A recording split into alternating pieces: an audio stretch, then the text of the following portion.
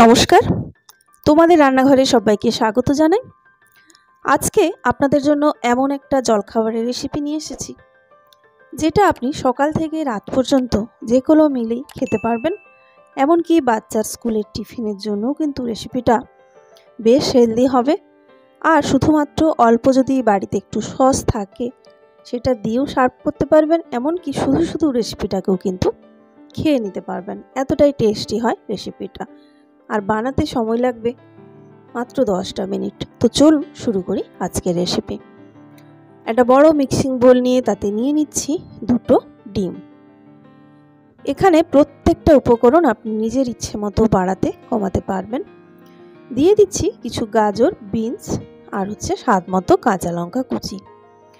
একটু মিহি করে কুচাবেন। আর এগুলো সব অপশনাল, বাড়িতে থাকলে দেবেন, না থাকলে না দিলেও রেসিপিটা তৈরি করা যাবে।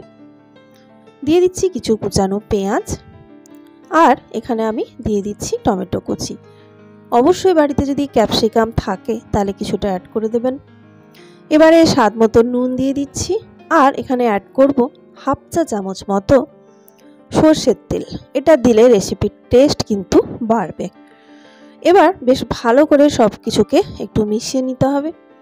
বিশেষ করে নুনটা যাতে ভালো করে মিশে যায়, সেই কারণে আরও ভালো করে একটু ফেটিয়ে নিতে হবে, ঠিক এইরকম হয়ে যাওয়া পর্যন্ত। এবার একটা বড় একটা মিক্সার গ্রাইন্ডার জার নিয়ে তাতে দিয়ে দিচ্ছি একটা কাপের হাফ কাপ ওটস। এবার যে উপকরণটা অ্যাড করব তার জন্য গ্যাসে কড়াই বসিয়ে দিয়েছি। তাতে দিয়ে দিচ্ছি ওই একই কাপের 1 কাপ ডালিয়া।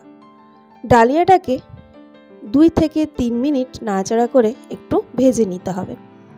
ডালিয়ার যে হলদেটে ভাবটা রয়েছে, দেখবেন হালকা যখন একটা সাদা ভাব এসে গেছে, তখন বুঝবেন ডালিয়া ভাজা হয়ে গেছে। ডালিয়াটাকে অবশ্যই কিন্তু রোস্ট করেই আপনাকে মেশাতে হবে। ঠিক যখন এরকম একটা কালার চলে আসবে, তখন এটাকে পরিষ্কার করে জলে ধুয়ে নেব। ধুয়ে এই মিক্সার গ্রাইন্ডার জারের মধ্যে দিয়ে দিচ্ছি।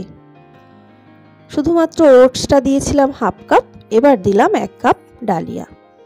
এবারে একেবারে অল্প পরিমাণ একটু জল মিশিয়ে এটা ভালো করে মিক্সার গ্রাইন্ডারে একটু গ্রাইন্ড করে নেব। আর এই ডালিয়া যদি অল্প অল্প সুজির দানার মতো থেকেও যায়, কোনো অসুবিধে নেই, বরং রেসিপির উপরের দিকটা আরও বেশি তাতে ক্রিস্পি হবে। তো এখানে জল কিন্তু একেবারে কম পরিমাণে একটু মিশিয়ে বেটে নিয়েছি। এবার ডিমের যে মিশ্রণটা তৈরি করে রেখেছিলাম তার মধ্যে দিয়ে দিচ্ছি ডালিয়া আর ওটসের ব্যাটারটা। জারটা ধুয়ে অল্প একটু এখানে জল দিলাম। এখানে টোটাল জল ব্যবহার করলাম আমি যে কাপের ওটস আর ডালিয়া দিয়েছি তার ঠিক 3 ভাগের 1 ভাগ। বেশি পরিমাণ জল কিন্তু দেওয়া যাবে না, তাহলে রেসিপির ভেতরটা নরম থেকে যাবে। এবারে বেশ ভালো করে সব কিছু মিশিয়ে নিচ্ছি। দেখতেই পাচ্ছেন ব্যাটারটা বেশ ঘন একটা ব্যাটার তৈরি হয়েছে, মানে খুব পাতলা না, আবার খুব বেশি ঘনও না, এরকম একটা ব্যাটার তৈরি করতে হবে। এবার গ্যাস অন করে তাতে একটা আমি তড়কা প্যান বসাচ্ছি প্রথমে। রেসিপিটা কিন্তু একইভাবে কড়াইতেও তৈরি করতে পারবেন। এবারে প্যানটা গরম করে তাতে দিয়ে দিচ্ছি সাদা তেল। এখানে তেলের পরিমাণটা একটু বেশি পড়ে গেছে, তো আমি এখন নামাচ্ছি না এটা, আপনি কিন্তু কম তেলেও রেসিপিটা তৈরি করতে পারবেন।